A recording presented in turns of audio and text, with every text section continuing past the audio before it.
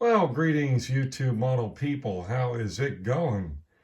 All right, it is Saturday, February 14th, 2026. And just checking in here with a projects and stash head and just overall channel update. I haven't done one of these in a while. I don't have enough update here to really do separate videos, so let's just get tearing right into it. So, um, let's hit the stash head first. It's going to be a weird one for most people, not following this kind of stuff, I'm sure. But anyway, it was some time ago that Warhammer released some new Age of Sigmar figures and stuff, and it's from the Stormcast Eternals.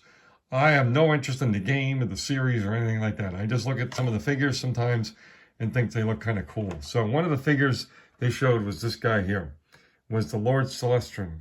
And the part I like about him the most is, if you can see it, draped around his shoulder is a lion's head, a male, full-grown mane lion. And that's my favorite animal. So I thought that was really cool. It's a small figure. It's very detailed. This wasn't cheap, by the way. So there's a better look at the lion around his shoulder. You can do this any way you want, really. It's fantasy figure, but these are the typical, type of paint schemes and stuff that people would be probably doing for the game. But anyway, so that was the stash head. When I'll get to that, I don't know. But anyway, so the one project I started up probably just about a week ago is this guy here.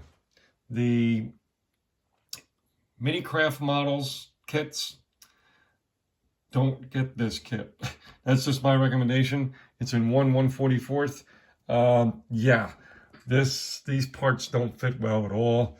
There's definitely some flash and some mold lines, but mainly just the overall fit has been pretty awful. Case in point, this front piece over here just really didn't want to go in there well at all. As you see, we've got some seam work to do. I finally got these halves on right. They may be misnumbered in the instructions. I don't know for sure, but I will just tell you, if you had this kit and you're going to be working on it, that if you put them on the wrong side, these two halves, you'll pretty much know, because they don't go together very well. And then if you flip it around and go the other way, they fit fairly okay. Again, a lot of the fit in this kit is not very good. Here's the basically the tail piece. For some reason, my little windshields here fell inside the fuselage, so bear with me a second while we on live TV here try to get that out of there. It's actually one of the parts that actually fit very well, which is surprising to me, because sometimes those types of things on any aircraft don't really fit too well. So yeah, we painted that by hand. It was done in like a smoked kind of glass, which makes sense because it's even darker than that on the real shuttle. But again, that's what we did here. So there you go. That's kind of what that's going to look like. There you go. So yeah, and then here's like the nozzles and all that. And I say it doesn't really, the pieces don't really go together very well at all.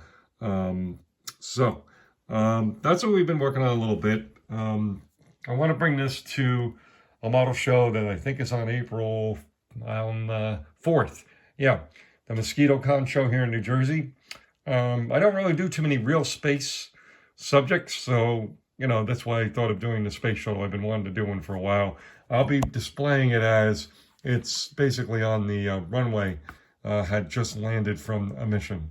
And here's a real quick picture of the mission patch and mission crew that I'm basing this on for the Shuttle Discover. Here, check this out.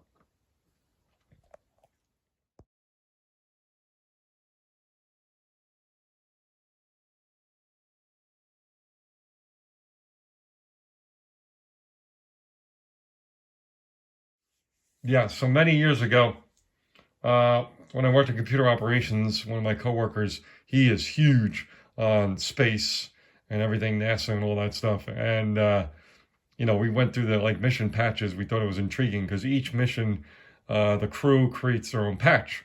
So that patch, he actually, when he was traveling down in Huntsville, Alabama area for the Space Center at the time, he picked me up that patch, the triangle with the little globe that sticks out off of the side, the right side of it. Very cool. So again, this shuttle build will be basically in tribute to them and their mission back in 1999. So what else are we working on? We are working on our USAC build for this year. It is the Camaro kit. There is a video from last week in my archive, so if you want to see an update on that, go check that out. We don't want to show any more updates to it at this point, but yeah, we're plugging along, and that's due on March 15th, so I think we'll be fine. We're up to the point now, we just have to do some assembly, and then all the weathering and all that stuff that I want to do to it. They're basically rusting. Another thing I've been playing around with here and there is this motocross bike figure. We already built the bike last year. Came out real nice. Very cool kit. It's probably a little hard to find this kit.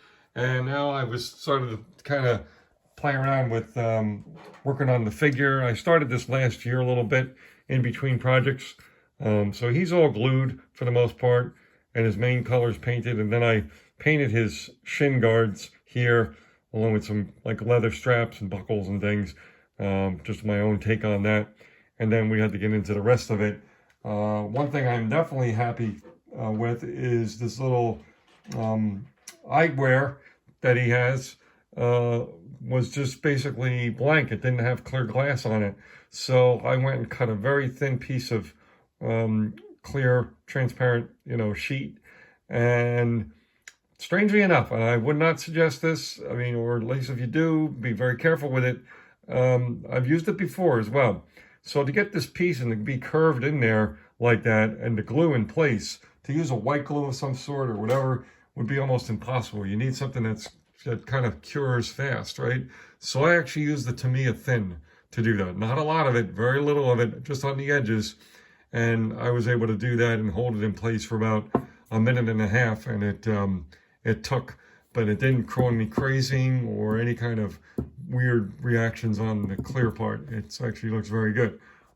So yeah, again, I've used this before for around windshields, just in little select spots. I wouldn't go crazy with it. And again, it may, I'm just saying, be careful and experiment first, for sure. So basically, I think that's really it. I did kind of hit a little bit of a slump here, mojo-wise. I don't know why. Maybe it's because I'm facing some challenges on this kit, and it's not going to be an easy, process going forward to get it together. Obviously, it's fighting me already and all that stuff. I had this figure kit that, is kind of a challenge and different and all that kind of stuff. And then my USAC build, well, it's not that I have any issues with it. It's just I'm up to the point where I'm going to be doing the creative part of rusting and putting it on a base or whatever. And so it's just like, it's not like real easy, logical, 1, step 2, step 3 type stuff happening right now. And it's kind of just, I guess you could say a lot for me to think about all at once, and maybe, I don't know, no clear direction. I thought about just picking out a Mini in my stash and just painting a Mini just to get, just to basically just do some painting and no construction and just take a little pause and do that for a reset kind of thing. But we'll see. We'll just keep plugging away a little at a time and see how it all goes. So with all that being said, thanks for tuning in. Thank you for your subscriptions. Thank you for your comments. Thank you for your thumbs up. Everything. I can't thank you enough. We have an amazing community out here, as you all know. And let's just keep it going, keep it growing, and all that good stuff. And hope you have a great rest of your weekend. All right. Cheers.